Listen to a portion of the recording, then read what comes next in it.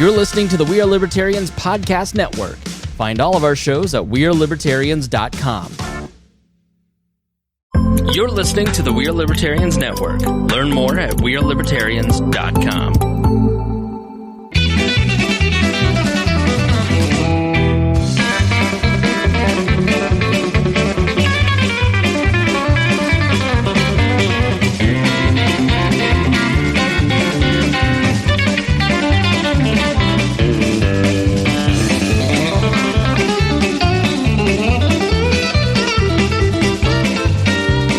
Welcome to the Boss Hog of Liberty podcast. This is episode number 249 of East Centrion's favorite podcast.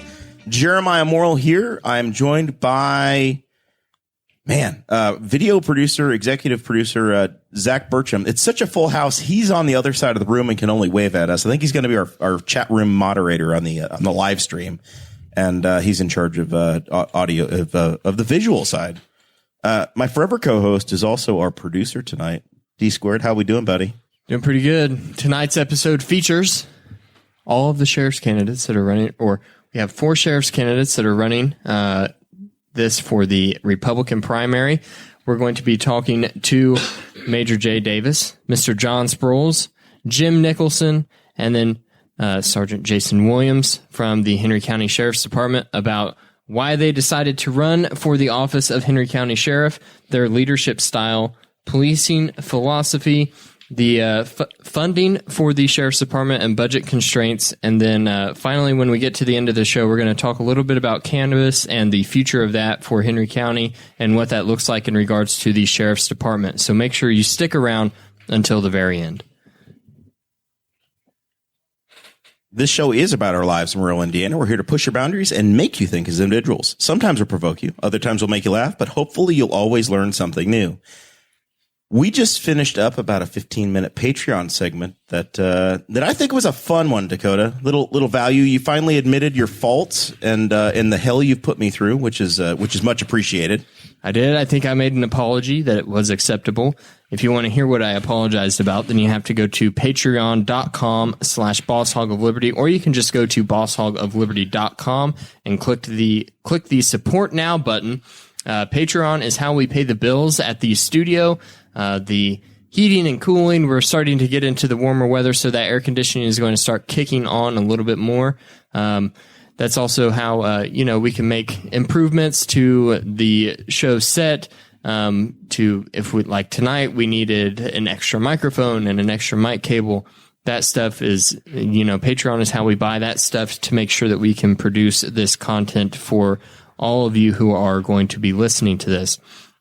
If you join at any level, then you get access to a Facebook group that is super, it's very supreme, it's very secretive, it's very exclusive. I have seen a number of people that have tried to jump in there in the last day or so, and I've got to send messages back out saying, "Hey, wait a minute. This isn't it. This is you can like the page, but if you want to join this Patreon, it's like Priceline.com. You name any level you want to. You could join for $1 a month. We'll take it. That's right. And we'll let you in. There are like some guideline pricing things, but you pick whatever value you want. You jump in. Right. But there's a dollar figure that gets you something special. Right. And if you join at $50 or more a month, then you get a shout out at the front of every episode that we do. And those folks are Miss Christy Avery, Mr. Jonathan Phillips, who's probably going to be familiar with all of these faces in the building tonight. And then Mr. Anthony Meyer, who is a hero, and he is delivering goods across the country as he listens to us in his 18-wheel Kenworth truck.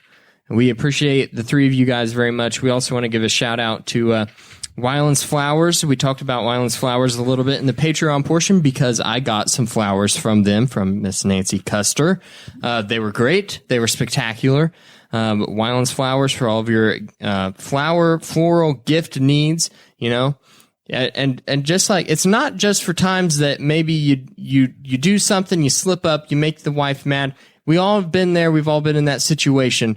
But, flowers, it's not only for that time. Like I just said, Nancy Custer sent me flowers just because she appreciated being on the show. I wonder if Zach can create a Facebook poll, and it could be which one of the 4 sheriff's candidates is most likely to send Dakota Wyland's flowers next week. if Zach can try to effort that, we'll see if we can actually get that put up.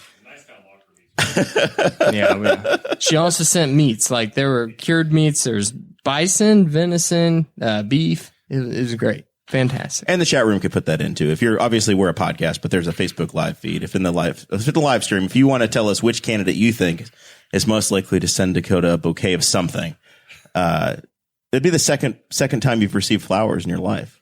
That's right. We also have merchandise. tchip.com/BHO1234 or BHO mug.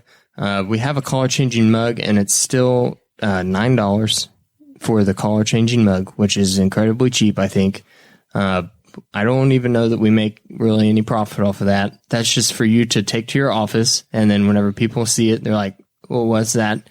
The regular mug is just $8, which is also incredibly cheap. We're going to be dropping links to those in the live stream chat. So if you're watching the live stream, be on the lookout for that from Zach Bertram, the executive producer. All right. You ready? That's all the housekeeping. All right. Now we get to actually talk to these guys. You know, we did that in 5 minutes. I think that's a record. You didn't even take a breath. I'm very out of place. I don't have my normal mic stand, so I'm holding the microphone. This is like the early episodes of Wall back in the day, and it's like horse show announcing over here with me holding the mic manually. All right. I feel very odd. It makes me feel bad for Zach. We don't pay him enough to sit over here every week and do this. He's just over there looking at his phone, scowling.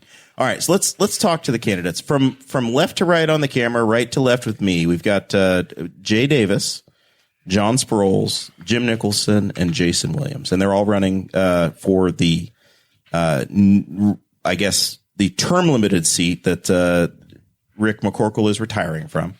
We'll start with Jay. If you want to tell us about yourself, your background, your history, the bio. Let's let the audience get to know each of you guys before we get too far into the weeds on issues. Thank you. I'm Jay Davis, and I'm running for the office of Henry County Sheriff. Pull yourself in just a little bit more. There you go. I'm Jay Davis, and I've been running for the office of Henry County Sheriff. I've been employed with the Sheriff's Office since 1984 and have been promoted through the ranks and currently serve as the Chief Deputy of Sheriff McCorkle. I'm a native of San Antonio, Texas, and moved here as a youngster. Grew up and graduated from Hagerstown High School. During that time, I lived in the eastern part of Henry County on County Line East.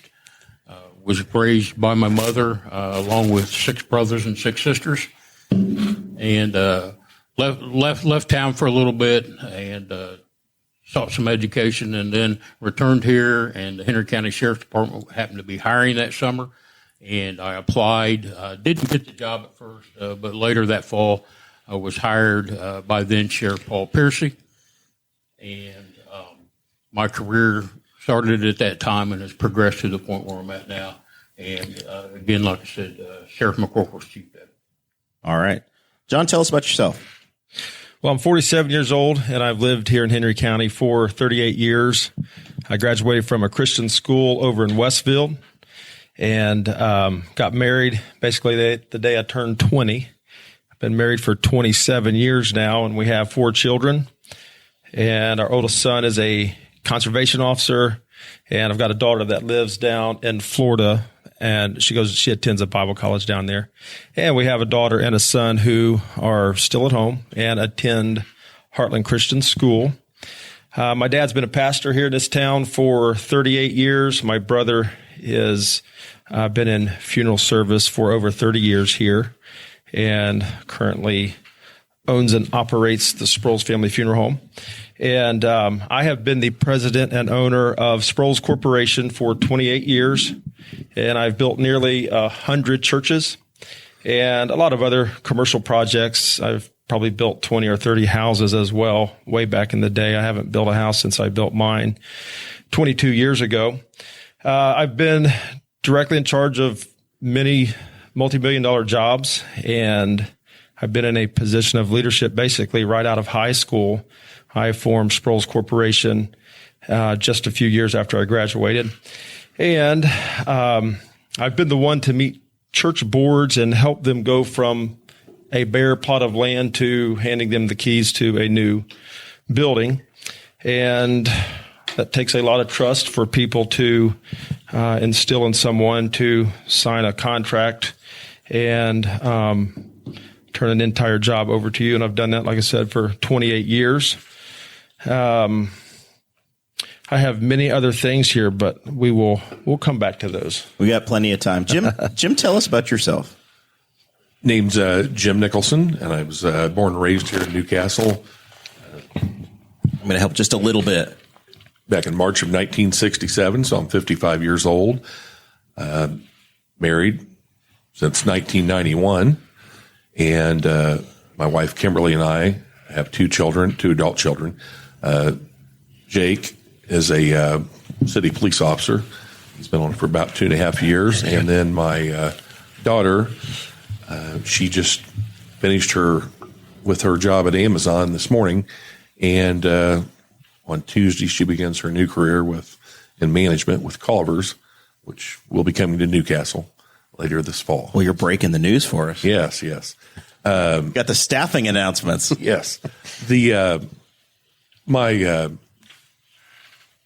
path kind of in law enforcement began many years ago in 1981 when I.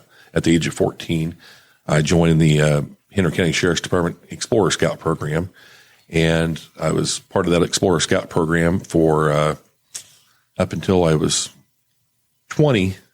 And during that time, through my middle school years, was a member of the Scouts, and then graduated in 1985 from Newcastle High School.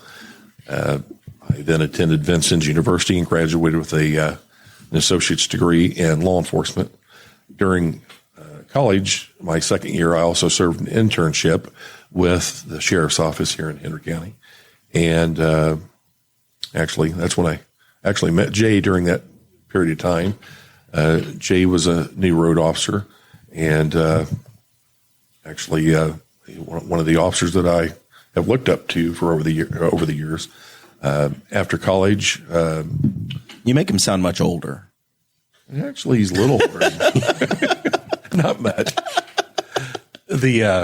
After graduation from college, I worked in the jail part time for just a few months, and also I was hired by the Indiana State Police, and I was assigned to the Pendleton post as a dispatcher. In April of 1990. Actually, tomorrow is my anniversary. We'll serve 32 years as a Newcastle police officer.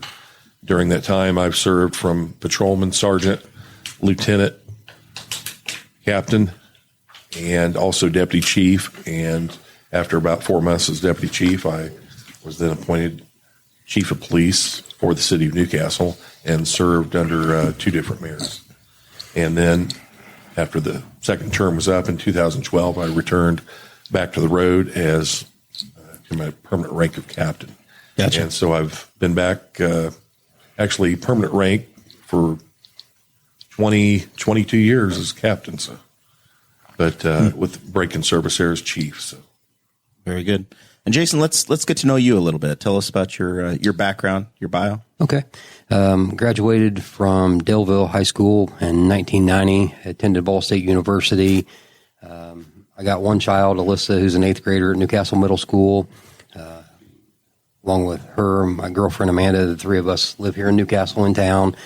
I got hired by the Sheriff's Department in full-time merit in March of 2005. Graduated from ILEA in August of 2005.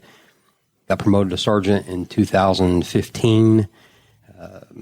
Now I'm a night shift sergeant, K-9 officer, also an SRO at Shenandoah School Corporation. Just retired in 2020 from the SWAT team after 15 years of service. Been a detective, both criminal and criminal cases. And when I was assigned to the narcotics division, also I was a reserve unit coordinator for our department for about 6 or 7 years, as well as the operation pullover coordinator for our department for about 9 years. I'm one of our department's certified field training officers. And then actually our county's only certified active shooter response planner to go along with that. And then I also facilitate our department's hiring process to go along with the agility testing, the physical testing, written test, things like that. So from each of you guys, and Dakota, you can jump in at any point you want to, but we'll start with Jason. What's the number one thing that said, okay, it's 2022 and this is the year I want to run for sheriff and I'm the right guy to do it. Like your seminal, this is why I think it's the time for me to be the guy.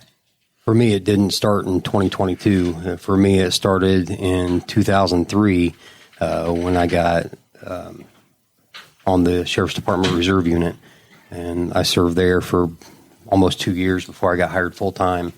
And then the day I got hired full-time, this was my ultimate goal. This is where I wanted to be. A lot of it has to do with timing. A lot of it has to do with experience and knowledge that you gain throughout the years of service that you gain on the department. And I've been lucky and very fortunate to do a lot of things while I've served this department. And for me, now's the time. All right. Same question for you, Jim. Your motivations. Okay. Motivations actually began years ago, age 14, when I joined the Explorer Scouts, maybe a few months later. But I've always had the ambition of running for sheriff. I understand why all of us are running for sheriff. Okay, that's probably a goal we've had since we began the department, whether police department or sheriff's department, years ago. And I mean, just like being a police officer, what child doesn't one day dream of becoming a police officer, or when you're a kid, you always say, I want to grow up to be a police officer or a firefighter, paramedic. And we actually, I guess, are old kids now that got to live up to that dream. But no, actually, I would say probably when I was in the Explorer Scouts, that's when I know that I determined or believed, hey, one day I want to run for sheriff. And, just like joining when I became a city police officer, I made it my goal one day. I wanted to be chief of police, and I was able to obtain that goal. Same question to you, John. I'm going to lose my voice at some point tonight. It's turning on me, Dakota, so be ready to step in. Well, I never dreamed of being a police officer when I was a little kid, but I did. My parents told me that I dreamed about being a fire truck. I told them I wanted to be a fire truck when I grew up, so I never have attained that goal. But my passion for law enforcement started early on.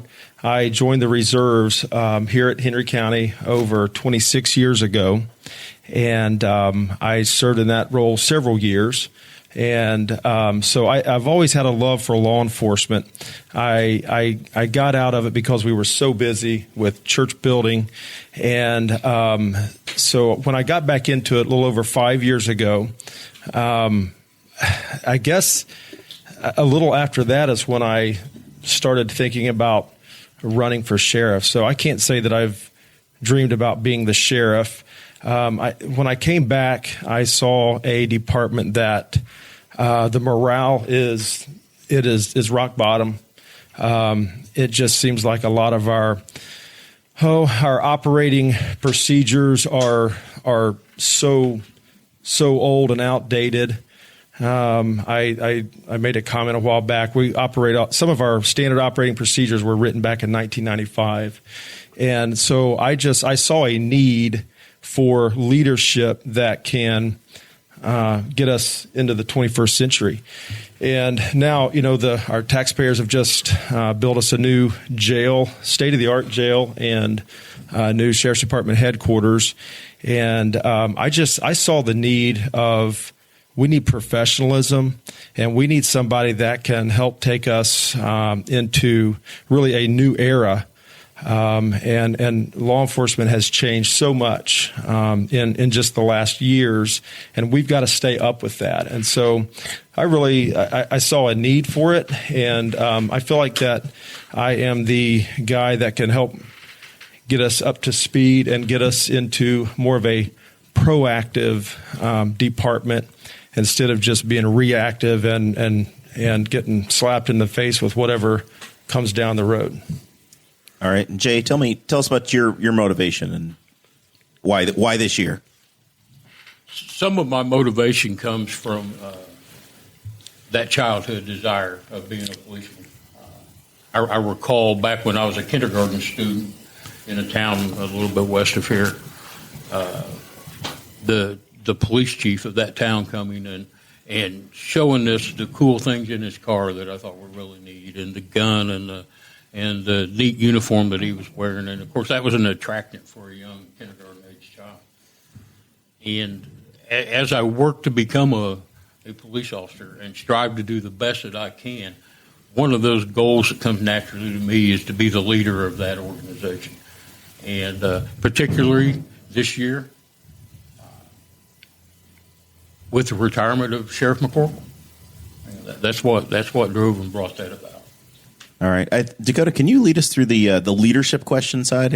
I don't feel like you're getting a chance to be your normal co-host over there. It's crowded, so we just do what we can.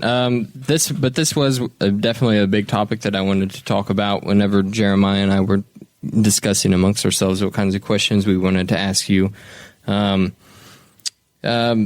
Leadership is kind of a big deal to me. I read a lot about it, listen a lot about it. My own boss just retired. I told him that he was one of the best examples of leadership that I had seen.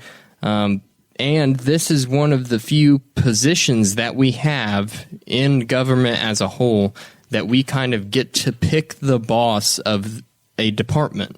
Usually those roles are, they're appointed by commissioners, by an executive branch or something. This is one that, we get to vote on it. And with that being said, I think that how we look at the sheriff's race, I think leadership is a really important topic in that.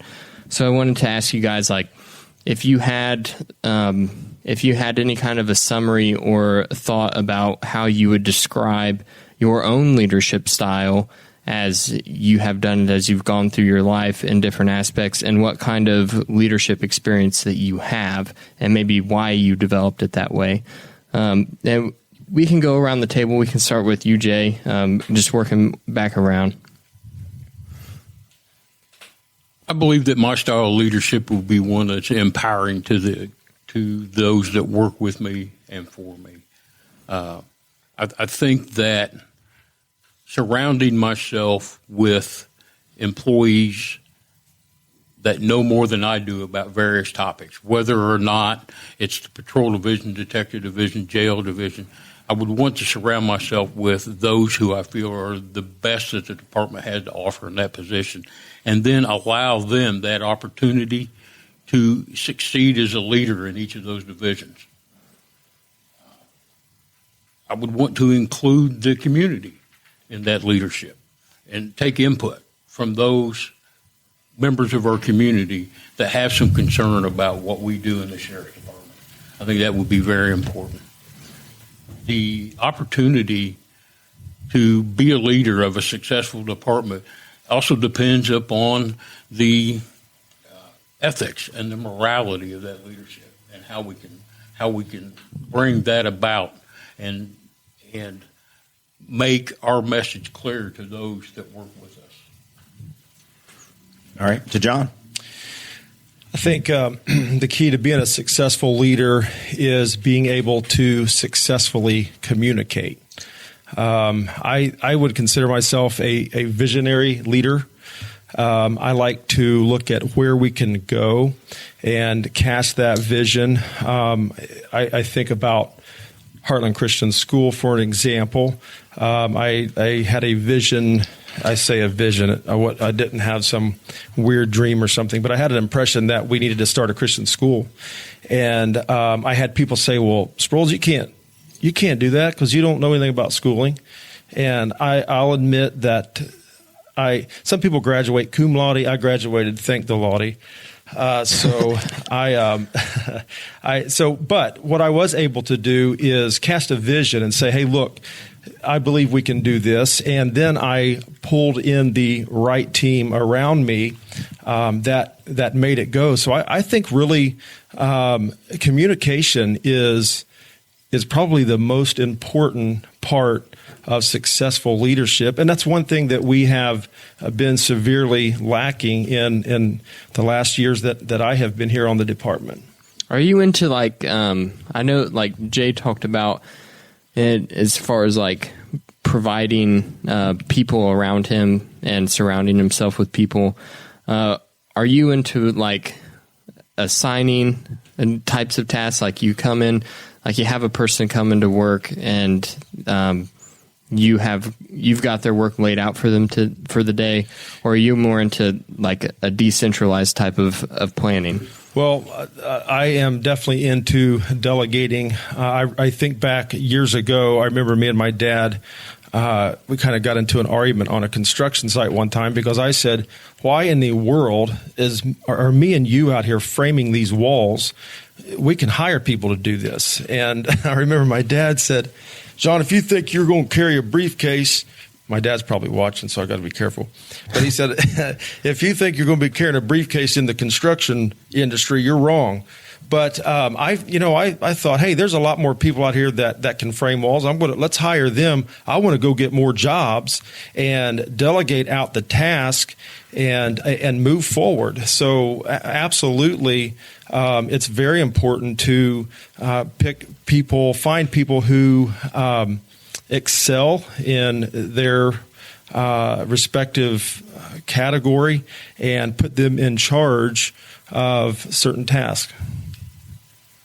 All right, let's hear from Jim on this. I would consider myself an idealistic, and I'm going to help you out with the mic just probably with a diplomatic approach, but to learn and to grow in the position, that's what I did when I became chief. Willing to learn the job, grow with it. That's what you have your supervisors there for too. It's not something, as Dakota mentioned a minute ago, that we're going to come in every day and have a plan. That plan's already it's formulated. Will be formulated, and we have a road captain. We have Jason mentioned. He's a road sergeant. They know their responsibilities, their duties. We don't need to look over their shoulder the entire time. And, they run their shifts. They know what's going on. We can guide and from within the administration, but also be willing to work with them and work with the deputies. Is there anything to be said, positive or negative, from coming outside the department? Everybody else sitting at the table is a part of the Henry County Sheriff's Department, and you're in the city department at this juncture. Well, I'm sure it's going to be different. Some people don't like outsiders. I don't look at it as an outsider. We're both small agencies. We're not a metropolitan department. So everybody knows everybody, I assume. Yes, we all know one another. Yeah. So, I'm willing to work. I'm willing to work with anyone. And, that's, as we've all mentioned, or waiting on Jason here, but we've surrounded ourselves with people, that are going to be whether it's going to be our chief deputy appointee, jail command staff, and to work with the supervisors within the department. And a majority of them are merit.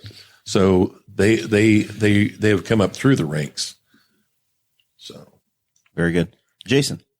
Well, for me, I think the position of a sheriff is obviously one that is one of trust from the community and the guys that work on the department, because you need their trust as well. And I don't take that lightly or don't take that for granted. So I think that would be a big issue and a big problem if somebody was to do that. But for me, my style would be, lead from the front, not only give the guys the tools and the equipment and things that they need to do the job, but I also think that you need to have the experience and knowledge to be able to use those tools along with them as well. I think that's big. for me, and you could ask the three guys that work for me on my shift, communication's the key. And I think the communication has to start with the top guy. And going from him to the chief deputy, to the captains, to the sergeants, and on down through the ranks on both sides, the investigative side and the patrol side. So communication is first and foremost with me. It always has been. And it was that way when I was, in charge of the reserve unit. And it's that way now as a sergeant on our department as well. And one thing I've noticed in your campaign that you've done, I guess, is that you have announced who your chief deputy would be. Yes. You've been Matt Pierce is Matt Pierce is going to be my chief deputy. Matt is a guy that is he's a lot of times you don't know how to take Matt, but Matt is a very smart guy, and he's one that puts a great deal of thought into everything he does. He's a great police officer. He was a great canine officer. He still is a great SWAT team operator and sniper. And Matt is, I'm thrilled to have him on our team. And he's also been on the Boss Hog of Liberty before. He has. He and Brandy are alums. Brandy, yes. All right. So I guess we're doing this like fantasy football snake draft style where we're working from one side of the room to the other. So we'll stay with Jason. Hey, for this. Chairman. Yes. Can I go back to a point talking about you asked if there is an advantage for being an outsider, and I think there's a huge advantage of being an outsider. I know the other three guys here, all they have done in their career is be law enforcement officers. When I came back 5 years ago, obviously coming from a business leader perspective, I was just absolutely shocked at the inadequacy of getting things done. I remember my captain told me, he said, "Now, John, listen," he said, "this is going to be a little bit different than what you're used to. I know when you need to get something, you probably just get it. It doesn't work that way here." And I found that out real quick. It don't work that way. I mean, there's times that we need, I'll give you an example. I haven't had a printer in my car for months. My printer doesn't work. So no tickets, I assume. Yeah, if you pull us over, we're safe. Yeah, I can't print you a ticket. And so just many things that, we're not looking ahead. Another example that is just mind boggling. We are so short staffed right now, and we hired a new deputy over a year ago. He is sitting at home right now. He doesn't even have police powers because we failed to look ahead and reserve him a spot at the academy. And once you're hired as a full-time police officer, within 1 year, you have to get to the academy or you lose your police powers. So we're in desperate need of road coverage. And we've got a guy sitting at home that he technically right now has no police powers. It's a failed plan. And so coming from a business perspective, I think it's a huge advantage because you can see the lack of planning, the lack of communication. And I'm not used to it. And maybe this is how government works. But I think we could do a whole lot better with it. All right. Back to you, Jason. And I guess maybe it's because we're hypersensitive and it's the week that you guys are all going to join us, but we've been watching the Courier Times and the arrests recently, and we've noticed a number of thefts and I guess more than our typical drug issues that we see in the community. We've actually seen more theft and burglaries and that type of issue happening, stolen vehicles in the community. Is that how does the average citizen analyze that? Is that something that's truly ticked up? Or are we just more hypersensitive to it? Is it something that we should be concerned about in our community, that it's increasing, or are we just catching more folks? What's going on? No, to be honest, I think that people should be concerned about it. I think everybody's concerned about it, and I'm concerned about it. I live here in town, and I know the major lives out in the country. John lives out in what would be considered out in the country. Jim lives here in town. None of us want to get our stuff broke into either. But for me, I think it's a situation where, it's more of we need to be more proactive in what we do on a daily basis as far as police officers. As John alluded to, we are very short staffed. and we do the best we can a lot of times. But with that being said, if we were, and this is very difficult to do because we on the road work 12-hour shifts. Okay. We work 5 a.m. to 5 p.m. or 5 p.m. to 5 a.m. So it's very difficult to expect a guy that just worked a 12-hour shift or just come off a long weekend where they work 12 hours Friday, Saturday, and Sunday to come out Monday and work patrol. But that's something that, we may need to look at, and it's going to, but to go along with that costs money. That's overtime. So that's the question is, I guess, is do you guys need more slots for merit deputies, or do you need action from the county council? Do you have open spots, but you're just not able to find the bodies? What do you need from right now? I know that we're in the process of finalizing bringing another deputy on for the retirement of Byron Patrick. But yeah, in a perfect world, I'd love 10 more road officers and 15 more jail staff, and as I'm sure the major would as well. But we have to do with what we make do with what we have, and that's been kind of. I mean, the road shortage issue that's been an issue for several years, and I think all four of us up here want to see that get taken care of, and we all have our own plans in our minds to get that done. I do as well. But for me to alleviate that problem of the break-ins and the burglaries and the car thefts and things, we just might need to look at doing more proactive patrol rather than traffic patrol and pulling people over and things like that. Get out in the county and in these rural areas and making sure that we're being, as vigilant as we can.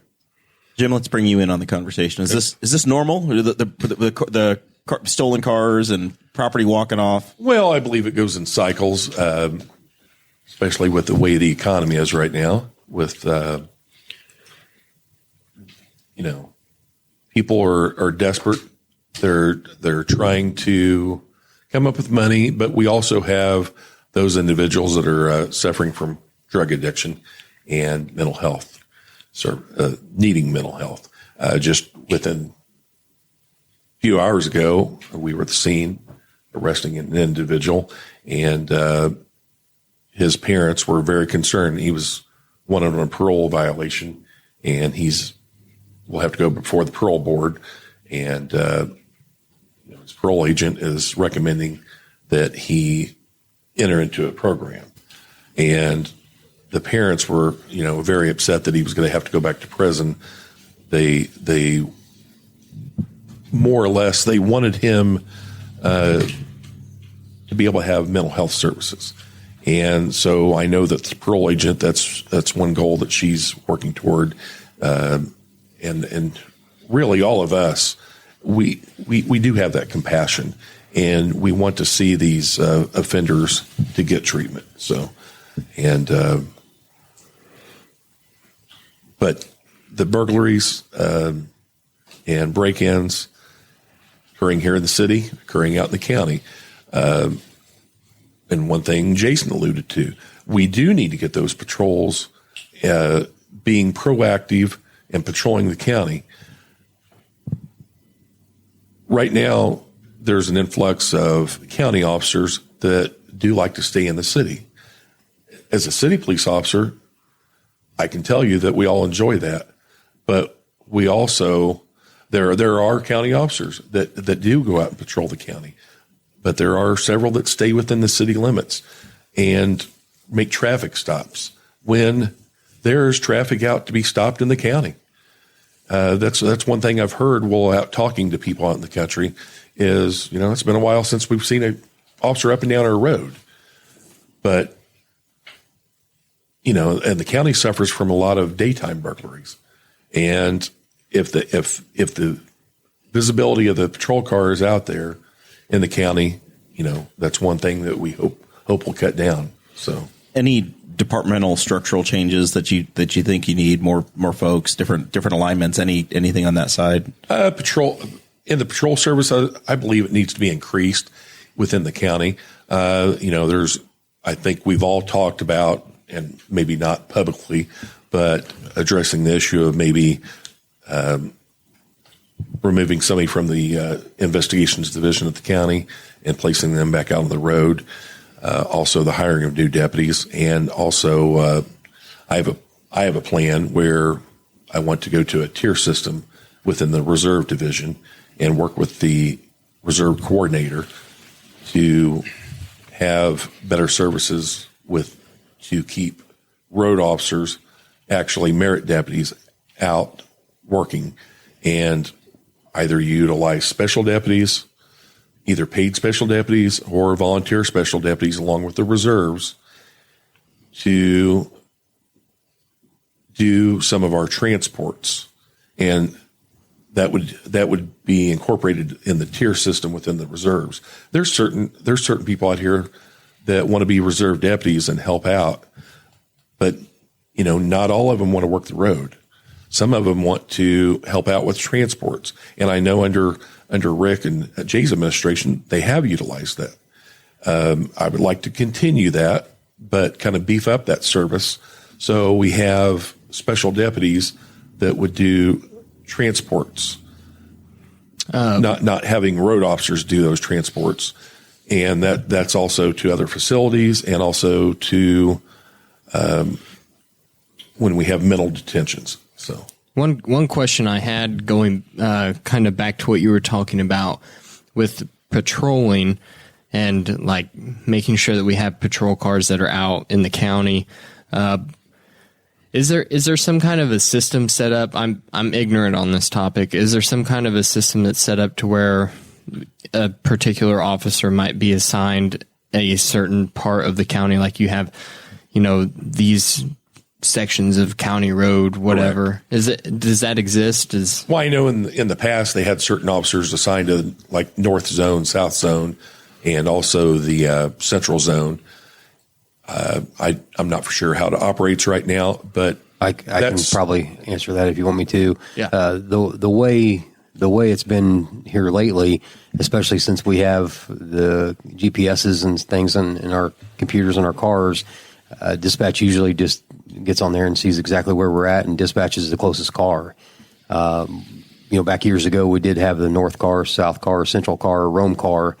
But I mean, I don't a little more delegate advanced now. Yeah. It's with the GPS, they know where we're at. Excuse me. And with that assignment of territory, oftentimes came the problem of the backup officer oftentimes being too far away. That often led to some issues as far as timing of backup. Somebody's up by Summit Lake and your backup guy's way out in Kennard, and Correct. they're 20 minutes away. Well, that makes sense. And that was the purpose of the central car. The central car would normally back up. If there was a backup issue needed by the north car, the central car would start that way, vice versa to the south, or the Rome car would be the backup car and would automatically start towards the need for backup if that came about.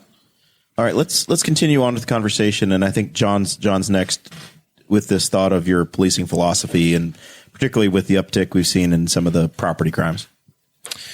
Well, just for a reality for the viewers, it sounds great to say we're going to just be out patrol in certain areas. There's many times when we mark on duty, especially wintertime, when you've got a lot of slide-offs and accidents. There are many times we are working with two deputies, and I put a video out on this yesterday, I think. There are times that we literally only have two deputies on duty, and we are just trying to survive. We're running from call to call.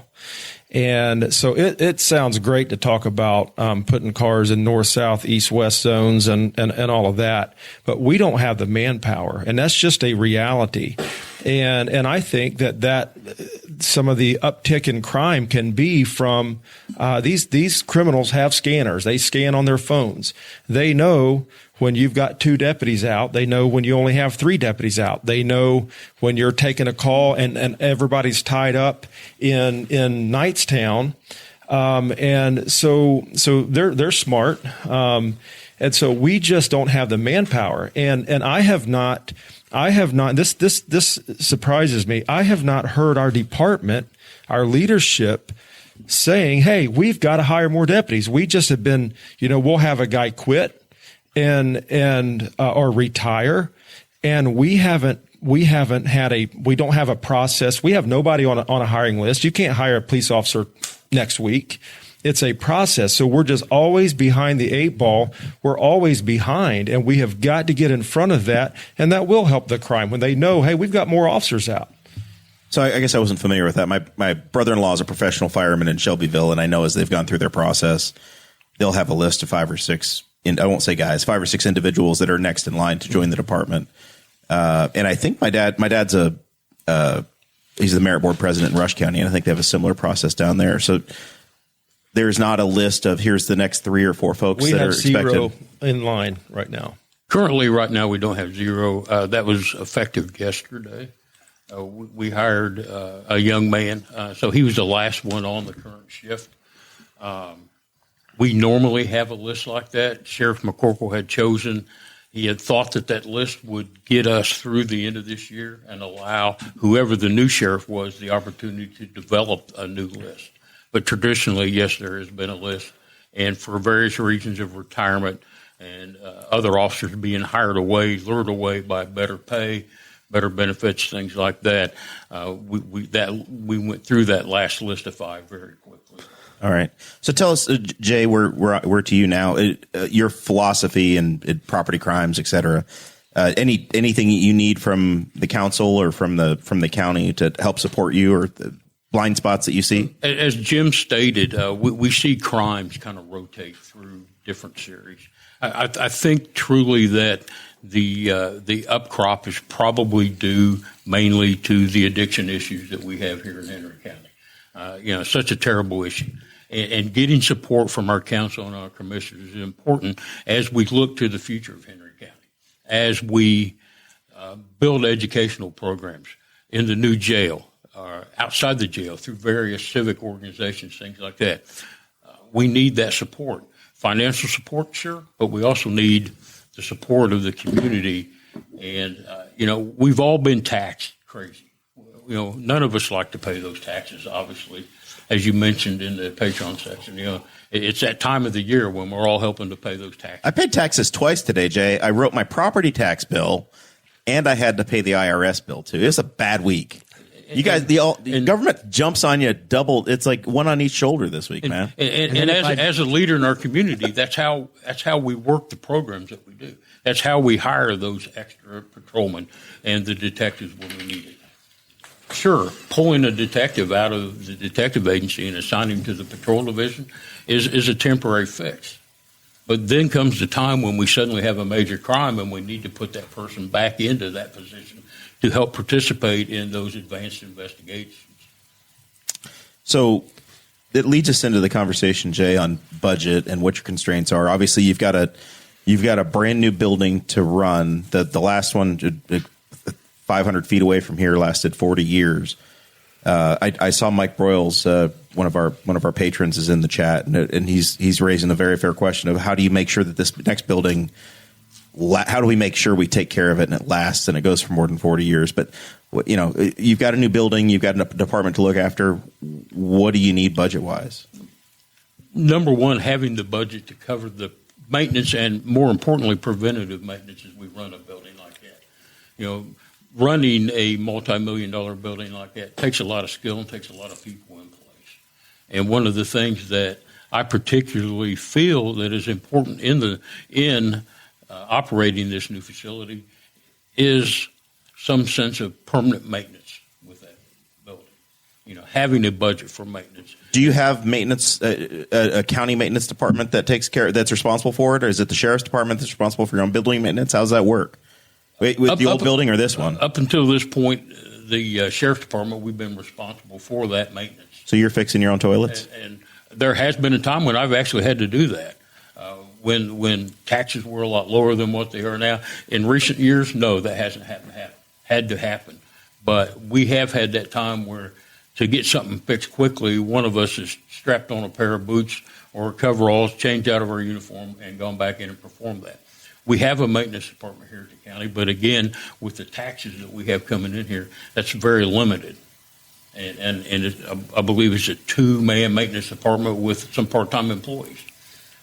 To run a building that's the size that we have now and looking to the future, sure, everything's going to be on warranty this year and maybe for a few years forward.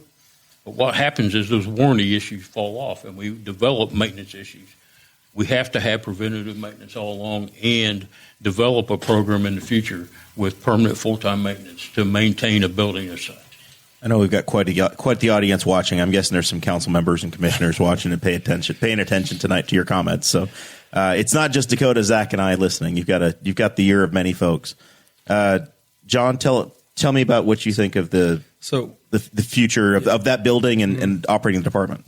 So you can have all the money in the world and still be nasty. I was just sitting there thinking, I remember watching a Michael Jackson documentary, and I remember his maid saying that he would leave food in his bed. He would track dog poop into the house, and he would not let her clean his bed. And he had like chicken legs in his bed for weeks. And I think Michael Jackson, if I remember right, he spent $33 million a month just on his stuff that he wanted. So you can have all the money you want and still be nasty. It has to do with what do you expect? What's your levels of expectation for cleanliness? Some people, I've been in a lot of houses, and a lot of times I ask this, their houses are trashed. And I have asked them, is this typical? And I've had people say, this is clean. So it's your level of expectation.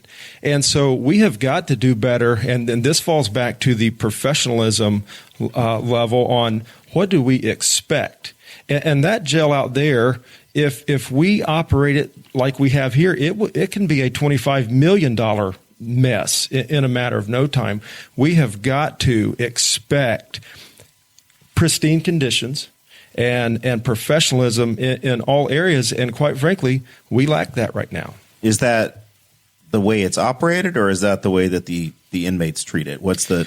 Well, help educate me, because I was in the old jail once when I was running for county council, but it's been 4 years ago. I don't have the exposure to the facility like you guys do. I want to be nice here and careful, but we don't seem to hold our jail staff to a real high standard when it comes to uniforms. That sounds really light and trite, but it seems like you can just kind of wear whatever you want to, drag it out of the dirty clothes pile and stroll in there.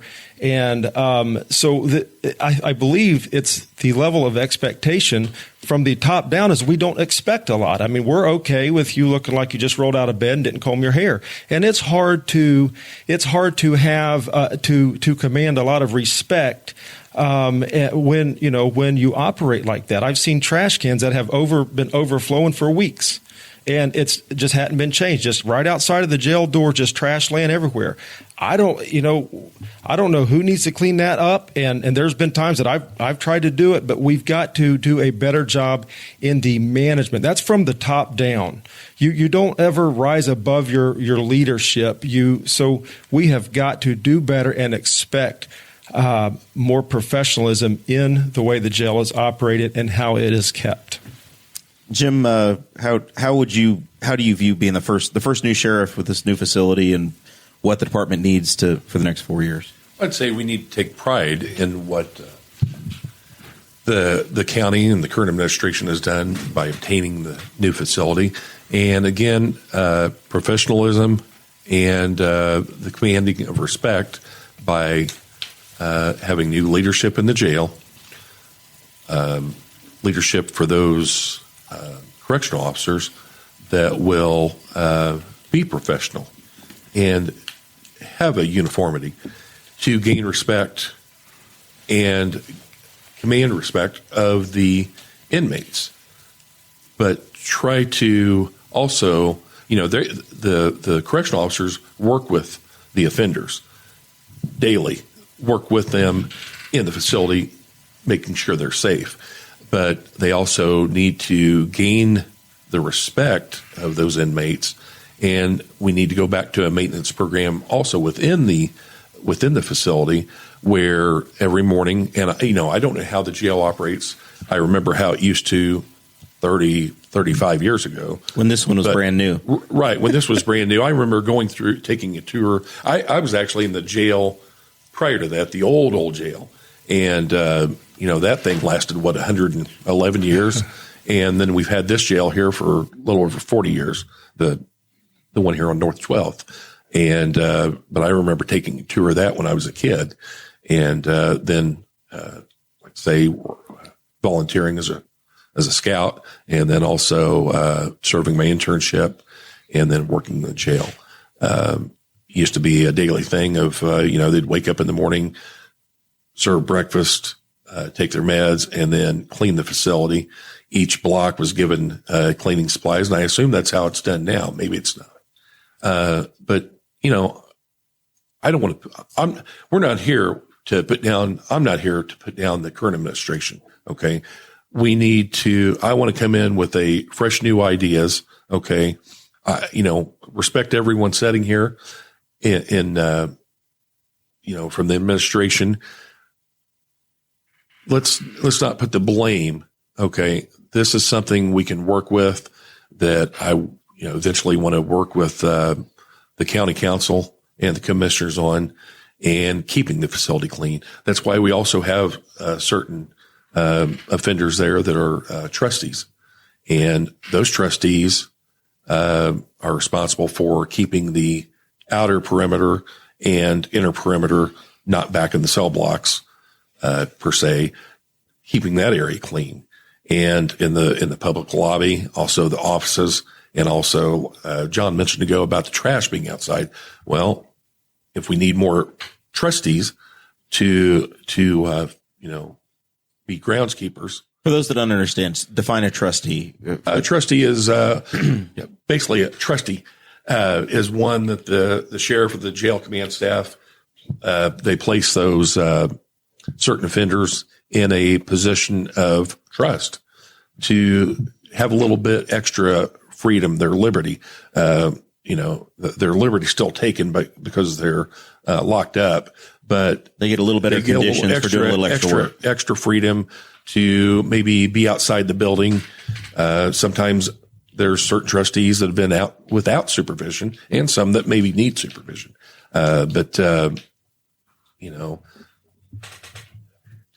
This is something that we need to keep the facility going.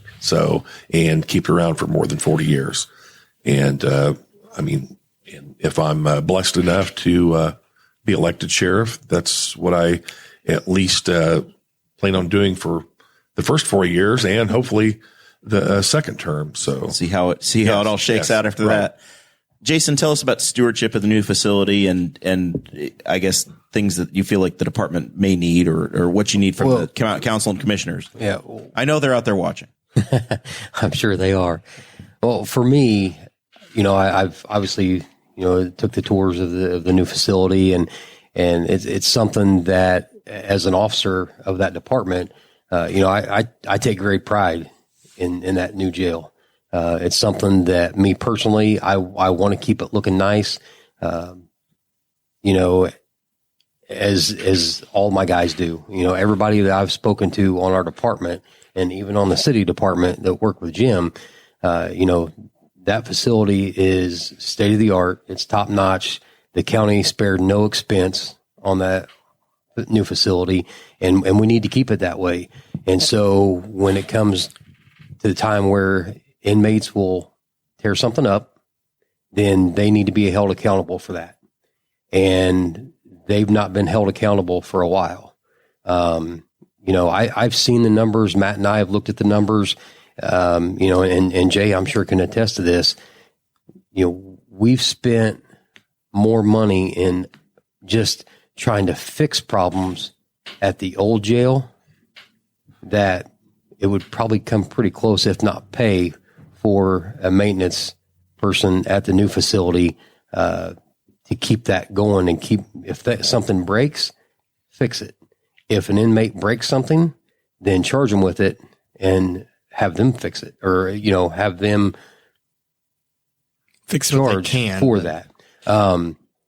when it's almost like when you buy a new car. When you buy a new car, you want to take care of it. You want to keep it clean. You want to keep it nice. You want to keep the wheels rotated and the oil changed. And, this new jail is no different. I mean, we need to keep it nice. We need to keep it functional and operational, and we need to keep it clean. And we need to make sure we take care of it. All right, Dakota, you want to carry the next one? Yeah. So we're talking about cannabis, and we talked, or I guess you guys. What? You got John chuckling already. John, we went from the big $25 million jail to cannabis. I mean, we got to fill the jail with something. Let's not fill it with cannabis. I will say that I have cousins that live in Los Angeles that are professional cannabis salespeople, and yeah, you do. There's an open sign on the storefront, and they have polo shirts, right? And there are times where there are tourists that are traveling from California to New York that happen to be passing through beautiful, wonderful, luxurious Henry County, and then they get to go visit that new $25 million facility. John pulls them over. So I think it's important to let Dakota lead this conversation about what's because I have the tattoos, isn't it? Yeah, I don't have any tattoos. No beard, no tattoos. I just look like a boring rebar salesman. But I think it's an important conversation, and we've seen. I know that we've talked to every office. We're not just picking on the candidates running for sheriff. We talked to the prosecutors candidates about this. We've talked to the state legislative candidates about this. We've heard from veterans groups that are saying that there should be something medicinal. We've heard, just complete recreational, whatever. We're tired of dealing with it. So I think it's an important conversation for the community. So I'm going to let Dakota lead us through this. And one thing that I thought about whenever I was writing this discussion, we haven't talked about the amount that people are caught with any of the other candidates that we've talked to. It feels appropriate to talk about that with the sheriff's candidates, with law enforcement. What are your guys' views on jailing people that are caught with cannabis? I mean, obviously, you guys have talked a lot about, especially in leadership, about guiding all of the sheriff's deputies that are going to be underneath of you, guiding them in certain directions, and you certainly are able to do that. So jailing people that are caught with cannabis, if you do think so, does the amount matter? What are your guys' thoughts on that, first of all? Well, I believe the amount does matter. Presently, we do not incarcerate any longer for possession of marijuana. It's actually a an information and summons that we issue to those offenders that are caught with small amounts of marijuana. And number one, that does cut down on our jail overcrowding. So, but it is a minor offense, Class A misdemeanor for simple possession of marijuana. Excuse me. At what point does it go from simple possession to something more severe? It's a Class B unless you have 30 grams or more. Then it's bumped up to a Class A. You have to get into the pound range. You guys are making me use metric and imperial and doing math. This is to be a felony. It's a major struggle. We're talking about going from your pocket to your backpack, right? Yeah, right. Yeah. I think it's important to know that we as law enforcement officers also have that responsibility to enforce the laws that we are given to enforce. And that's why we're having the conversation with the state representative candidates as well. Exactly, and I understand that. Yeah, we don't have that choice not to enforce that law at this point. Right. And it's important to. I know there are people that are watching at home that are challenging that, going, well, wait a minute. You don't necessarily enforce. You don't necessarily write a ticket every time you see something happen, right? Speeding doesn't always get a ticket. A seatbelt violation doesn't always get a ticket. There is some officer discretion there, but what I'm referring to is especially those felony amounts. Misdemeanor and felony is a little bit different than a citation, and we have that responsibility morally and ethically to enforce those laws. Each of us. When we were sworn to uphold the law, that's the oath that we took. Do those laws change? through my career, I've seen significant changes in OVWI laws and possession of marijuana laws, things such as that. And as our community changes and our society changes, we as officers have to adjust to that change. So, one other thing on the cannabis front, as we're talking about it, I'm sure that you guys, there's signs as you travel down State Road 3 going through Newcastle, and if you go into any tobacco shop anywhere here, there's Delta 8 cannabis. It's basically, it's made from the hemp plant. And basically whenever Trump signed the Farm Bill that was legalizing hemp as an agriculture product throughout the United States, they hemp producers took the opportunity to be able to extract THC, Delta 8 THC, from the hemp plant.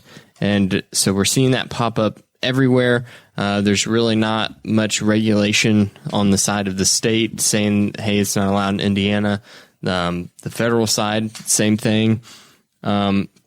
So what I've seen in like newspapers and things is that basically if you pull someone over and they have, weed with them, then there's really no way to tell. And they say, this is Delta 8, it's legal. There's really no way for you as a road officer to tell. What kind of complications does that arise? Because we're talking about amounts like, if someone says this backpack is full of Delta 8, it's perfectly legal, or CBD flower, it's perfectly legal. Like, are those things that are going through your guys' minds, or is it there yet? Sure, that's a hindrance to our enforcement there. To look at Delta 8 and those hemp flowers, we can't tell the difference between that and the Delta 9 cannabis. Visually, that's going to have to be a chemical test provided by the Indiana Department of Toxicology. So does that... is that a readily available test? That's a test that we have to send off and takes weeks to get back. So what that is going to force the deputies and the police officers in Henry County to do is have to send off and have that checked. The state legislatures are going to have to look at how we do testing on cannabis, whether it's the Delta 8 variety or the Delta 9 variety. That's going to be important to the future of enforcement of marijuana.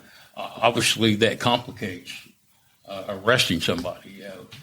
You're going to have to look at it, wait for a test to come back, and then if it comes back positive for Delta 9 rather than the 8, you're going to have to file for warrants through the prosecutor's office at that time. Let's hear from John. Typically, the Delta 8 is in a vape form. So I guess I haven't encountered people saying, "Oh, here, this 4 ounces of weed is Delta 8." Wait till they've heard this episode. Next week's going to be a whole other problem. Going to be different. It complicates it. But if they have a vape pen and they say it's Delta 8, I just say, "Thank you for smoking Delta. Have a nice flight." So. All right. Anything from you, Jim? Well, let me apologize. A minute ago, John set the record straight there on the Class B misdemeanor. That is true for the possession of marijuana. It's going back and forth here last few years. It used to be a Class A misdemeanor, and, of course, the state legislature downgraded it to a Class B misdemeanor. So, they're kind of working to legalizing, I guess, because actually at one time they had kept the possession of paraphernalia up higher than the possession of marijuana charge, which, as law enforcement officers, I think we had a hard time trying to figure that one out. But and as Jay said a minute ago, this is something that we enforce. We don't make those laws. We have to enforce the laws. With the Delta 8, sometimes majority of the time, if we're in doubt, and it's a small amount, then we don't. It's a judgment call. Yeah, it's a judgment call. Just like someone has a roach. I'm not saying this. Not permitting anyone, but a lot of stuff used to be zero tolerance. But we kind of It's gotten to the point. Take into account, if they have large bundles of marijuana and you have someone here that has, you guys are much more worried about enforcing that 5-acre county chicken rule the county commissioners have versus the little tiny roach. It's illegal for me to own chickens, Jim. I can't have chickens. I have live a third. in the city, though, don't you? No, I can see the city from my front porch, but I live in the county. They say I have to have 5 acres to have 2 little hens. I have, unless they identify as parakeets, and then they're just fine. But I have almost 2 chickens. acres. Chickens, I'm a shit out of luck. And then you have to show up with a gun on your hip and arrest me, and it's a whole thing. We wouldn't do that. That's the law. That's what they do to you. That's actually an ordinance violation. So I'm telling you that eventually, if you're stubborn enough, guys with guns show up, and you just keep it escalates, and then they put you in harm's way all over chickens. Jason, anything on the cannabis side? I think they've pretty much covered everything. Like, I would probably echo what Jay said, and I don't think you're going to see any real change with any of the statutes or anything until it starts bogging down the State Department of Toxicology. Obviously that's a state agency, and I mean they get flooded. I can tell you from experience working narcotics that they are a very busy agency, and so when all the agencies from around the state start flooding that office with trying to find out if it's Delta 8 or Delta 9, then you might see some real change. We have a question here. We try to answer some questions from Patreon members. It is in one of the promises. And we have a question here from Patreon member Kirsten Kronk. And she's asking, is there the possibility to house federal inmates in the new jail? And as a sheriff, would you be interested in exploring that option? I believe that possibility exists today. I believe somebody dropped a bowling ball above us. I thought that was in here. It was so loud. There is that possibility. Again, looking at housing of inmates, whether it be federal inmates, Department of Correction inmates, or detainees from other counties, we have to weigh the benefits to that. For many years we were a DOC holding facility and held Department of Corrections inmates basically for a profit for Henry County. And as we did that, I can tell you that was one of the major contributors to the degrade of the Henry County Jail, just because of being overpopulated and overcrowded. So we would have to be very careful if we chose that route to not overpopulate the Henry County Jail and bring it to a point of where it begins to degrade. Is that a tool that you find sheriffs use to try to increase revenue? Is bringing folks in? Absolutely. Generally, those contracts are written and they benefit normally not so much the sheriff's budget, but primarily the general fund budget. And so Henry County relied on that heavily for many years. And is it a possibility today? Yes, there's going to be some open bunks. But to be able to efficiently operate the jail without getting into an overcrowding situation, we have to be careful of the number of inmates that we put into the jail and just not go for that, not go for the profit zone. We may need to look at limiting that number, maybe 10 or 12 or 30. We have to be careful not to overcrowd the jail and bring ourselves back into negative situations. John, we'll go to you. But Henry County did have to, when this facility was going on, other counties were involved where they took Henry County people. Yes. So it does happen. And we were spending hundreds of thousands of dollars to do that. And I think this goes back to the last question, and it'll also help answer a question previous. We have got to figure out who we are going to put in jail. The question about do we take people to jail for small amount of possession of marijuana? We cannot be clogging up our jails with items like that when we have drug dealers that we cannot really move forward on. And we have this situation currently that there are many dealers that we need to be going after it, but we can't because our jail is full. And So are you saying that we're intentionally or we're not arresting certain individuals because we don't have space for them yet? Is that I don't know that we're intentionally doing anything. That hadn't been a pattern. But I just, what I'm saying is we need to figure out who are we going to be putting in jail and not be filling up our jail with a level 6 needle possession when we need to be filling that spot with a dealer. So I think we need to be intentional about this type of thing and sit down with the judges, the prosecutors, the department leaders, and sort this out so we don't get back into an overcrowding situation as we have been. It's cost us a fortune, and then we've got drug task force agents that they can't really do their job because we're filled up with smaller stuff. So we've got to pay attention to that and be intentional. All right, Jim. Okay. I would be for housing the federal inmates or other counties inmates if we have the room, the vacancies, so to speak. But we need to take care of our own and also the more serious offenders we have out there. But we all have our plans and our platforms that we're all working on.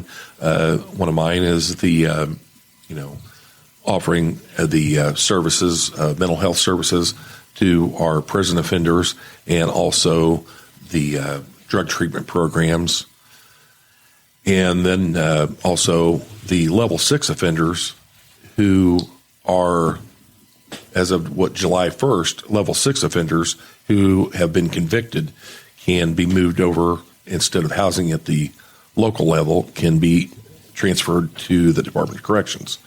So that is one way of cutting down on overcrowding within our facility. Hopefully, by having the drug treatment programs and mental health services we provide, that will also cut down our recidivism rate of returning prisoners. And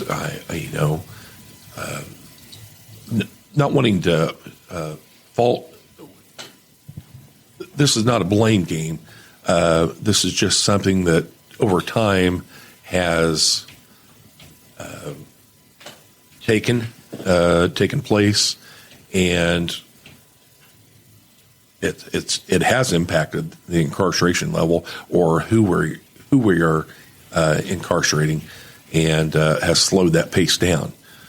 But so if we can all work together, the courts, law enforcement departments, and the prosecutor's office, and see who we are going to incarcerate, who we are going to keep incarcerated, and either by release or transferring to the Department of Corrections, and also within community corrections, whether these people need, released and placed on modified supervision or supervision with an ankle bracelet. So, Jason?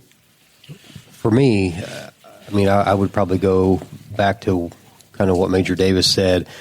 I'm not opposed to housing federal inmates, but I think there needs to be a limit of how many we hold.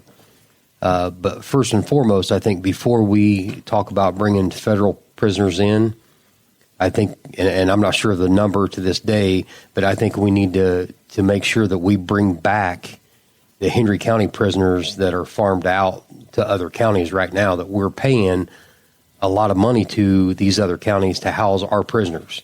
We need to make sure that we get those people back here first. Do you have an approximate number?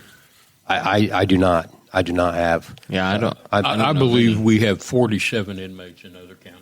Oh, okay. Okay. And over time, 47 inmates equals a lot of money. Yeah. If it's $55 or $65 a day per inmate over 365 days, or even 100 days that they're incarcerated outside, that's a lot of money that Henry County could save by bringing those prisoners back here where they're charged, If it's a drug treatment program, like Captain Nicholson said, whatever. But I think that could be a great savings to Henry County, is bringing those prisoners back first before you go after the federal prisoners to try and make any kind of money outside of that. Let's save our money first before we bring in others. Operationally, Jay, help us understand. You've got the new facility, and have all of the current prisoners. Is the old, we'll say old facility, is that shut down? There's nobody there. The now? old facility we shut down on Tuesday and moved all the current inmates that were in the jail and the transition center out to the new facility.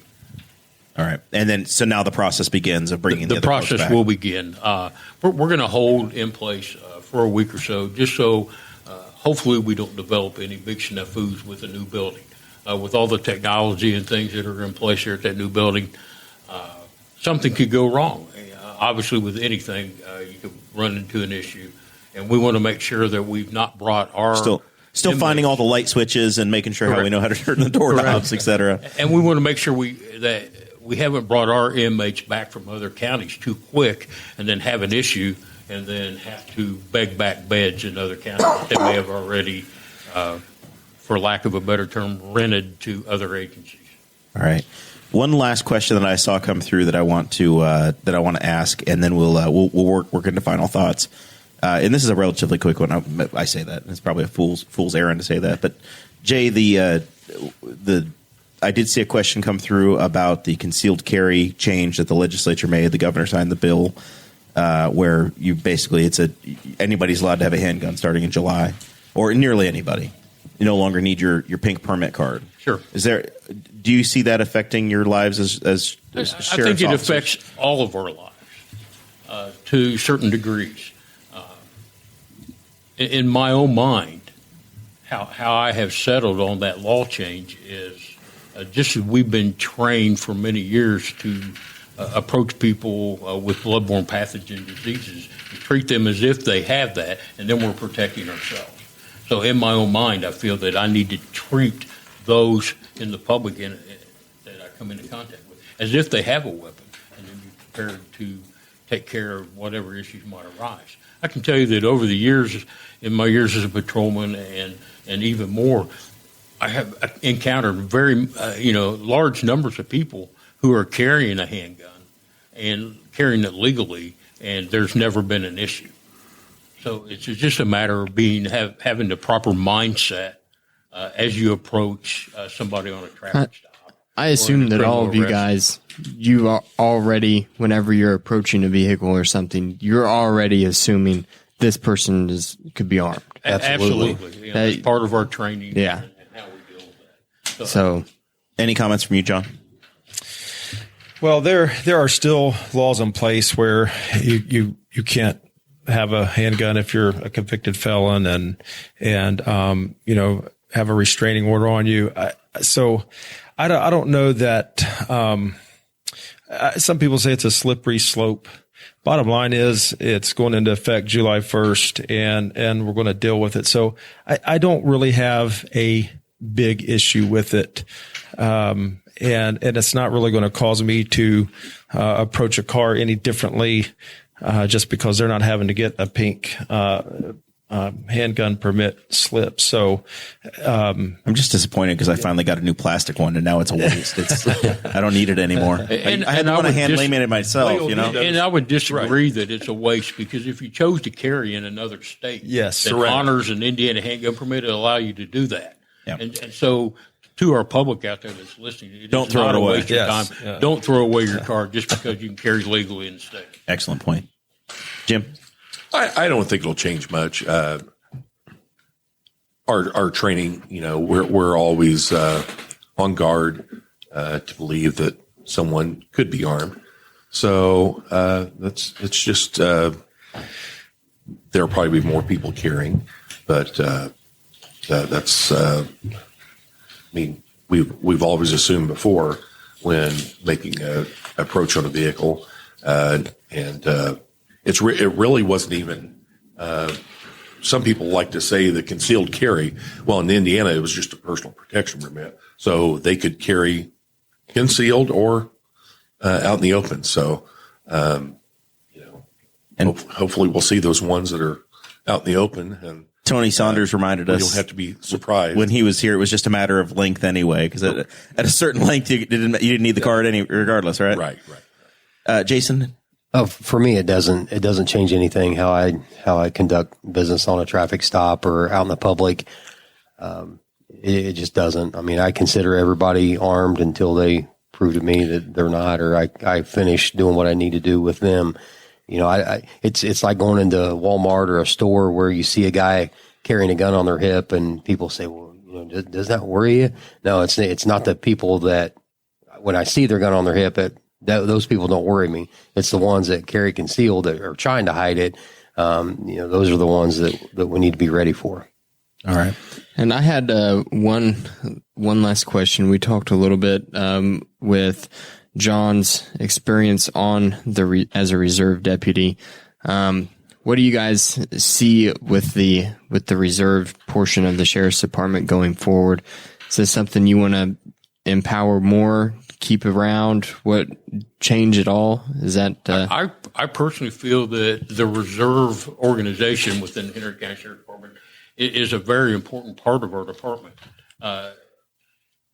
It allows for us to seek some extra coverage, maybe when there's not the financial benefit of being able to pay overtime to our patrolmen, anybody, and it allows us to handle special events with more manpower, things such as that, and it allows citizens of Henry County the opportunity, maybe they've always wanted to serve in some capacity, and it allows them an opportunity to serve Henry County in law enforcement. Folks that may have a full-time job but still want to be able to participate and give back. Sure. Just like I know from me, from personal experience, and I'm sure John would say this as well. For me, that's how I got my start in law enforcement. You know, and I think that's very important for guys and gals both that may be seeking this career path, to give them that experience, to give them a taste of what this career is all about, what this job's all about. And, you know, we've gotten a lot of guys on our department come from the reserves, and a lot of good officers have come from the reserve unit, both on the county and city, both. So I'm all for it. I think it's a great program if it's managed properly. I don't like the thought of using reserves to supplement having to pay officers overtime. Officers are not paid nearly as much as they should be now. When they get an opportunity to make overtime, I think it's absolutely wrong to slide them out and put a reserve in so they don't make that extra money. But it does have to be managed properly, and unfortunately, we have had to use reserves to cover our shortfall. And I think quite frankly, it's been wrong to do that. We're short-staffed. We're short-staffed, and thank God for our reserves, or we wouldn't survive. I mean, there's been times we have had one merit deputy working with multiple reserves. So, and a merit deputy is a full-time deputy. Any comments on the reserves, Jim, before we wrap up? I think the reserves are a great organization. I've worked with many reserves over my 41 years being around in law enforcement. When I was an Explorer Scout, a lot of times we worked the same events that the reserves worked, the special details. They worked at the ball games, the fairs, and they also are a great PR tool for the sheriff's office and the sheriff. Like I said before, I would like to have a tier system within the reserves. Develop a tier system, like a tier 1, tier 2, tier 3, that they have different, either responsibilities or abilities, and their training. And I would like to also start a volunteer service separate from the reserves and separate from even being maybe special deputies that would, assist our merit officers, our road officers, on small details. When I was chief, we actually worked. It was a cooperative with the Board of Works, and hired an individual here in Newcastle that everyone knew within the county, and that was retired police officer, city police officer, and former sheriff Vaughn Reed Jr. And we made him a courtesy officer, public safety officer, and he handled the funeral escorts, park security, stuff of that nature. Also was kind of a backup there for traffic assistance, and it gave someone with who was matured or retired and still wanting involved in law enforcement, and just up until within the last couple of years when Vaughn had failing health or declining health, because he's still out and about, but just not in that role, not in that role anymore. So, but Junior, he was always a great asset for the city when the first aid unit was through the police department. Yep. And everyone knew him. Oh yeah. And then he served 2 terms as sheriff, and that's actually within the care system of the reserves. I'd like to have maybe former or retired city and county officers, state officers, that would be more like a tier 1 reserve. You're trying to get Rick a job, I can tell. Oh yeah. But I think we're all here. I don't want to tear down anything that there are several great tools and abilities that those reserves, the volunteers, provide for the sheriff's office, and we'd be glad to have more. So, all right. Anything from you, Jason, on the reserves to wrap up? Or No, I guess you already had a chance. Jeremiah, can I ask a real quick question that I think is very important? I would like to know who the chief deputy would be for each candidate. It's kind of interesting to be this far into it, and for people to not have publicly stated who their chief deputy would be. Mine would be Josh Smith, who's a 27-year law enforcement veteran, been with the Sheriff's Department for 24 years, one of our current detectives. And I have not heard who the major would have. I think I know who Jim would have, but I think it would be important for even the voters to know who that second in command is. I'll go first. I mean, obviously, I think everybody knows that Matt Pierce is my choice as chief deputy.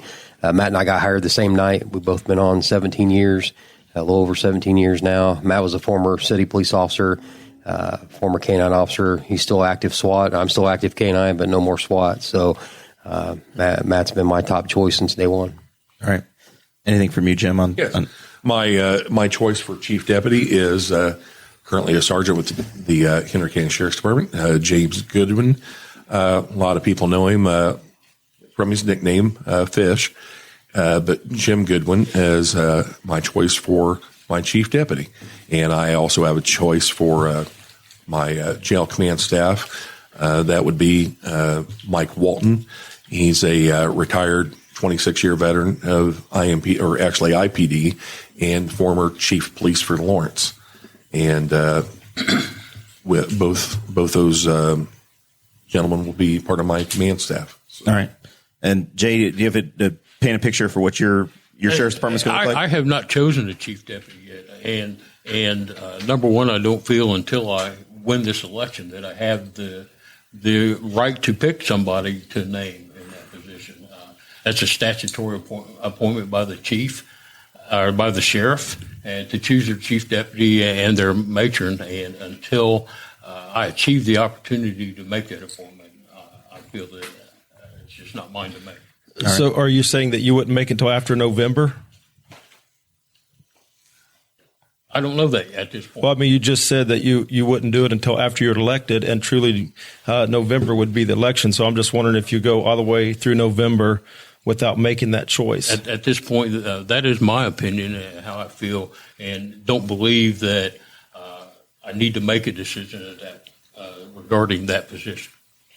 All right. So at this point in the show, this is where we get into final thoughts, is where we clean up anything we forgot, any other issues that we didn't get to. We'll give each of the candidates a chance to speak, to close the conversation.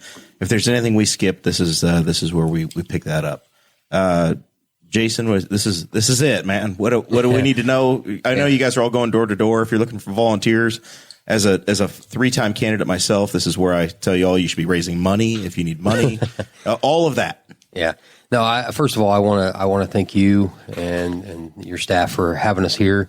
This is a great format, and it actually gets us off the street and gets me off the street for the night. So I'm happy to be here for sure. So thank you guys very much. For me, this is something that I don't take this lightly. I haven't taken this lightly since I started thinking about it. And then once I jumped in with both feet. And, this has taken a lot of time and a lot of effort and a lot of money. And so, this is something I'm proud of, though. I'm very proud to be up here, competing for this with these guys. And hopefully the voters will go my way on May 3rd. And even now I know early voting's open now. So, no, I'm looking forward to it. I'm looking forward to help make this community and this county, a safe place to live and raise your kids and send your kids to school. And, I'm ready for it. All right, Jim, this is where we back cleanup. Okay. Actually, same as Jason said, I'd like to thank the staff here at Boss Hog of Liberty. Don't call them my staff. I'm going to get in so much trouble. Dakota and I are co-equals, and Zach is way underpaid for his volunteer position. So are you the Boss Hog then? So the name, I said the staff of Boss Hog of Liberty. He's the boss hog just because he's bossy. It's a hostile situation. I didn't pick the name of the show. The guy that owns the network, Chris Spangle, he forced it upon me, and I thought, well, that'll never last. And here we are 5 years later, and it's this stupid Boss Hog of Liberty. That's why you notice I use BHOL a lot. I'm like, this is a silly name. And here we are, still good interview. We've had everybody from economists to sheriff's candidates to comedians on the show, and it's the name is what it is. No, and I've watched you for years. Not religiously every Thursday, that's okay. but you can always catch the podcast in the car the next day. I'd also like to thank fellow candidates here that I've known for years. Some longer, some shorter. It's a privilege really to run with these guys, and to know that they have the same goal in mind to seek that leadership at the Sheriff's Department, to lead the men and women of the Sheriff's Department in the county. And, I would like to, become the sheriff. And I pray that I'm blessed to do that. So, but a little further back, it's been in my 32 years as a city police officer, I mentioned, on my platform or my bio that for the past 28 years, my best part-time job that I've had has also been as a school resource officer. I've worked for Newcastle Schools since 1994. A lot of it was in the high school setting up until about 3-4 years ago when we started branching out to the elementaries. And the last few years I've been serving as the elementary SRO. So, I want to continue. It's a job I love, but I want to, come over to the county, lead the department, serve the citizens of Henry County, and continue with that service. Very good. Mr. John. Well, to Jim, we've been hiring for a long time, so you could have came over a long time ago. But I want to say thanks to you. I've been watching this show every week since I was 8 years old.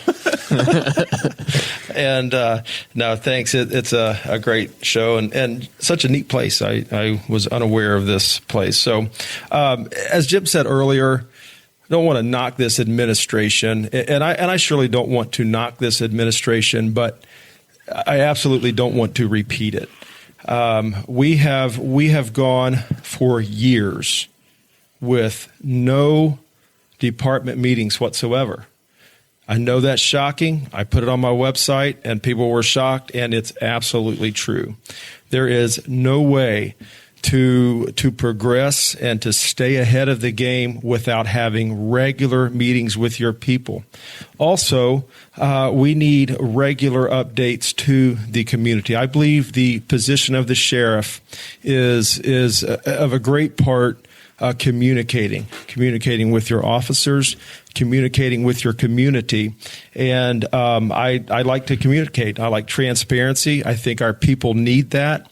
I know they have been lacking that, and especially when we've been entrusted with this $25 million facility that our taxpayers are paying for, we have got to have more transparency. And I want to have open forums for our community people to come in once every quarter into our new facility. We have a great large training room just to communicate and hear from our community. They need to hear from us, and we need to hear from them. So lastly, everybody else up here, all they have done is they've been police officers, and that's a valiant thing. I get it. But I come from a business background, and I'm also a police officer. So there are many things that we need to correct. Communication, transparency, and professionalism are the top three for me, and I ask for the people's vote. So at the polls, vote for Sproles. Jay? I want to thank Boss Hog Liberty and the opportunity to come on this show. It's been a great evening for us to express our views to the public out there, and as Jason said, kind of getting away from a night out and around. Knocking on a few doors and those kind of things that we all do when we're running a campaign. The experience that I have and the leadership that I've had through many organizations in Henry County is what makes me stand out, I believe. And I feel that as we progress into the future of the Henry County Sheriff's Department, that I have the skills and the leadership abilities to offer the community, offer our deputies that opportunity. You know, we have several different divisions, and we can have leaders in each of those divisions and put people in place that help us. And I believe that's part of that, maybe the decentralization of leadership there.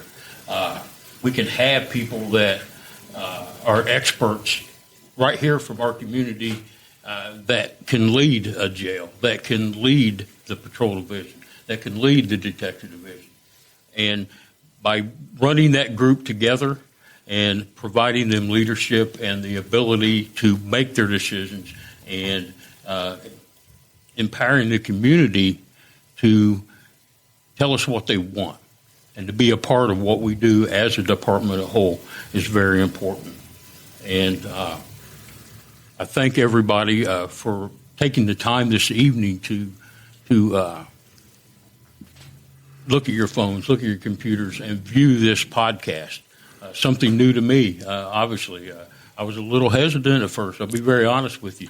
But as we look at some of these things, it gives us another way, another route of reaching out to our community and bringing around the ideas. Thank you all, and would appreciate your vote in the next couple of weeks. Yeah, I was going to say it's open now, right? Jeremiah. They can go at any time. One last thing. It was kind of a put down a second ago, but I'll jump right in there and do that because I've not tried to put down any of the candidates. But one comment that was made there was, you know, I could have very easily come over to the Sheriff's Department and applied years ago.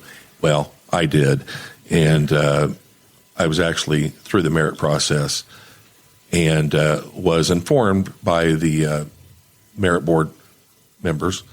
I was actually in the merit board interview for quite a long time compared to some of the other candidates and was asked different questions.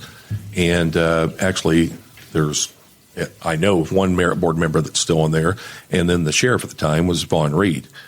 And it was total respect, but one of the reasons, or the reason I was given because I wasn't hired was because they thought I had 4 years on at the sheriff's department, or excuse me, at the police department, and that I'd already obtained the rank of sergeant, and they believed that I was progressing and would progress within the city. That's nothing against the sheriff's department. It's just that I had at that time 4 years on and was progressing merit wise. Those were all merit promotions I received from the next promotion, lieutenant, captain, and then actually when I was appointed. So I did travel that path, and early on, that was my career choice, was to go to the sheriff's department. It just so happened to be that I was hired at the police department, and I've enjoyed, and I still enjoy. If I'm not elected sheriff, I'll still be a police officer because I plan on staying at Newcastle. I've been here 32 years, and I could stay till I'm 70 if I want. That's 14 and a half years for me, or 15 years. So I don't plan on it. My wife will kill me. So, but I plan on being around here in law enforcement. So, all right, very good. Thank you. Everybody good? D Squared, you got final thoughts? Yeah, I have a couple of things. First of all, I want to thank everybody for tuning in. I want to thank you guys for coming on the show. Want to apologize because this chair is super creaky. I didn't know about it, and this is the first time I've done an episode from this chair. I also want to thank all of our Patreon members, patreon.com/BossHogOfLiberty, or go to BossHogOfLiberty.com. One cool thing that's on our website that I'm going to bring up again is the fact that you go to BossHogOfLiberty.com. There is a little microphone button. You can leave us a voicemail, and we will review it before the show. And the next time that we have a fun host-only show next week, we're going to be reviewing those. So I want you guys to send in your voicemails. You can use it as a verbal review process for all I care. Tell us what's on your mind. Also want to thank all of the sponsors that have been sponsoring this candidate series. We highlighted Wyland's Flowers tonight. They are the pinned business on the top of the comments page right now. But we've also had Big Bounce Inflatables and the Slick Pickle, and they have been really great to us. We appreciate the heck out of them. They're great businesses in the city of Newcastle, and just go show them your support and tell them that the Boss Hog of Liberty sent you. Jeremiah, real quick, I also want to thank you guys, thank the sponsors for the glass tonight too. Absolutely, yeah, that's awesome. The Bicentennial Committee hooked everybody up, and I think the link to their website is in the Facebook chat as well. But they went above and beyond for us. Real quick for my final thoughts, I didn't dress up very nice tonight, but I'm wearing my T-shirt. Nate Schmidt, I grew up with him at Blue River. We actually rode the same school bus together, 5th and 6th grade. And I haven't seen him in many years, but he's a guy that's from the community, and I think he actually works with a friend of the show, Aaron Dickin, now on the insurance side up in Muncie, but I know he's in a cancer battle. So bought the T-shirt. I think that if you contact Matt Guffey, he's out on Facebook selling T-shirts, trying to prop up the family and do what they can to in the battle. It's a very small, tight-knit community. I know we have people that listen from all over the county, but we have a nationwide audience. So there's some folks hurting in our little community here. So trying to take care of them. Jeremiah, since we're doing that real quick. Yep. My girlfriend's niece, Mackenzie's in the hospital, not doing real well today, battling some health problems. So shout out to her. Yep. Very good. And I want to thank each of you guys as well. For being here. It's a lot of work. I've been through the campaign machine a number of times, and I know it can be very frustrating. I've been in your seats and tried to put the effort in and the work in, and every one of you are making the race better. So thank you for being a part of it.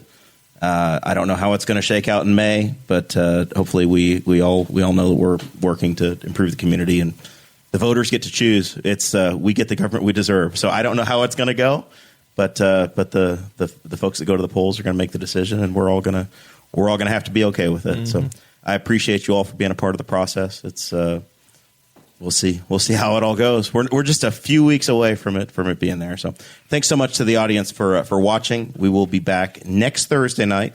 That's going to be episode 250 of Boss Hog. I think we're going to make that more of a fun, lighthearted episode. And then we will have one final night for the candidate series, the Tuesday, the final Tuesday in April. So with that, we will see you all next week.